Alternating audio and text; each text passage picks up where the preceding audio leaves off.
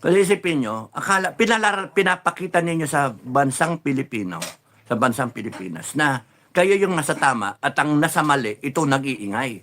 Pero kung susuriin ninyo, hindi ganyan katanga ang Pilipino. Kasi kahit ano pang sabihin nyo, kahit anong itapon ninyo, dyan sa mga kongresista na nag-ingay, Leviste, Barsaga, at yung iba pa, ay tinatakot nyo lang para wala ng ibang mag-ingay. Para hindi ma-expose pa yung mga kagaguhan ninyo, kawalangyaan ninyo sa taong bayan.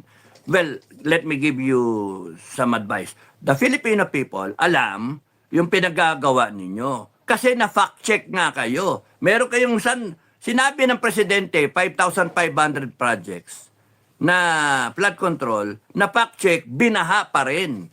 Tapos dinipensahan pa ng presidente ninyo, sinabi na, nandyan naman yung flood control, na overwhelm lang.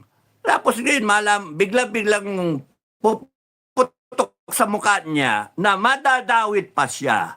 Na siya pa yung mastermind kasi siya yung pumirma, hugas kami bigla siya. Kaya ngayon siya yung lumabas. Hindi kami tangi. Siya yung lumabas, madadawit siya. Kaya hugas kami siya, Pontius Pilato siya, para punta sa Bulacan and then boom! Galit ako, walang na isang sementong nilagay dito, pero bilyon-bilyon lumabas. Ayun. O sino ngayon na may diferensya? Hindi naman kami gumawa niyan, kayo gumawa niyan.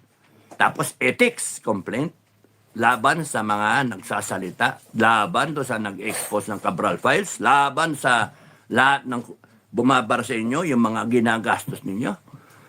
Fake talaga kayo. Fake ethical standards kayo. So pagka pinagsama mo yung fake news at saka fake ethics na yan, bagsak talaga bansa natin. Walang mangyayari sa atin. Ang kakapuntahan niya, revolusyon ng taong bayan. Doon pupunta yan. Pinagpipilitan kasi ninyo kayo yung matitino, pero yung mga nag-iingay ang masasama. Kakasuhan ninyo ng inciting to sedition, rebellion, whatever na kasi po nyo, ethical complaint laban sa congressman, sususpindin ninyo. Pero sa tingin nyo, maabsuelto kayo, manggagago, mga loko-loko. Iikot ang gulong, magagalit ang taong bayan, tatayo.